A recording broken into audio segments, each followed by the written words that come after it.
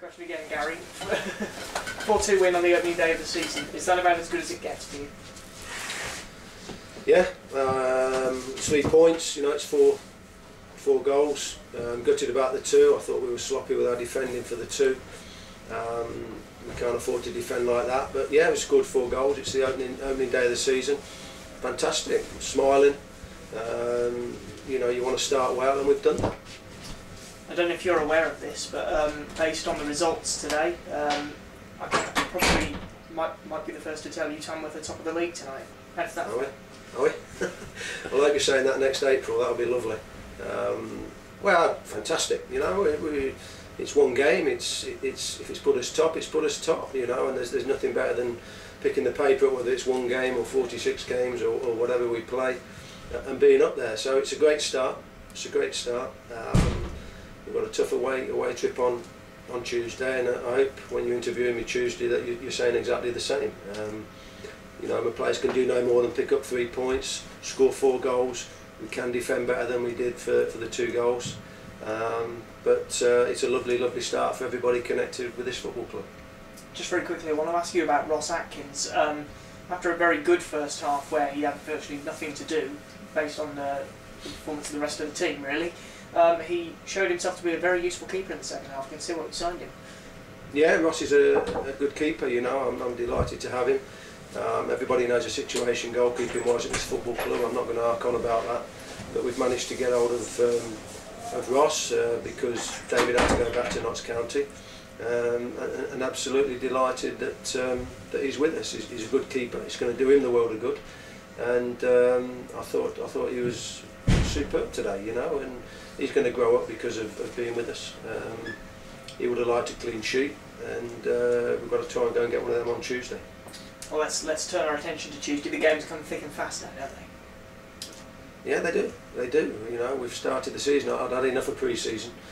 You know, the 5-6 weeks is enough. We've played enough games, but there's nothing like having them 3 points at stake. You know, I'm no different to everybody else. That your heart pounds a bit faster when there's something at stake, and they score the first goal. We make it a little bit difficult for ourselves.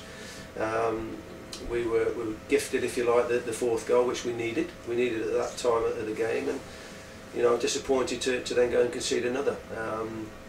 But you know, the players have done well today. They'll be glad to get off the mark. They'll be glad that we've got 3 points, and it's a good start, like I say, and long may it continue.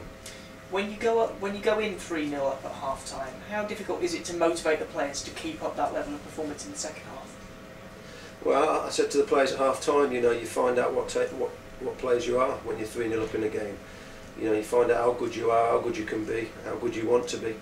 And I wasn't too happy with our first 20 minutes of the second half, so something we've got to work on. I'm not going to hark on about that. I've got, you know, some young lads out there again, and they've got to learn that. But that's the case. Even the older players, you know, they've got to learn that when you're 3-0 up, nothing changes. You've got to be disciplined. You can't be sloppy. I thought we were very, very sloppy. I've pointed out 4 things to my players that were wrong with their first goal. But you know, when you come away with a result and you have made a mistake, then at least we can try and do something about it next time. If it had cost me the game, then I possibly wouldn't be sitting here with a smile on my face and talking how I am. Just before we finish, if I can move away from football for just a moment, I understand you're actually running a marathon next month. Half, get that right. Is that a half marathon? Right, okay, so that's 13 miles instead of 26. Yeah. Tell us why you decided to take up that challenge. Well, I've run it for the last couple of years, and you know, until my father got Alzheimer's, to be honest with you, who unfortunately passed away in February, I didn't know too much about it. So the last couple of years I've had to live with my dad with Alzheimer's, and it's one of the most horrendous things I've had to live with, to be honest. You know, in my eyes, and I'm sure there's a lot of people out there that have suffered the same, and it's a fantastic cause. So my family have decided, which has already started, that we was going to have a year of fundraising for the Alzheimer's Society, and me running the half marathon is going to be part of that. So I just asked whether, you know, the Tamworth, if it's £1 each, everybody who comes in, I think we've got 700 here today. If I got £1 off everybody, that's £700 towards the society, and whatever, I'd appreciate it. So that's the reason. Thanks very much, Steve. Thank you.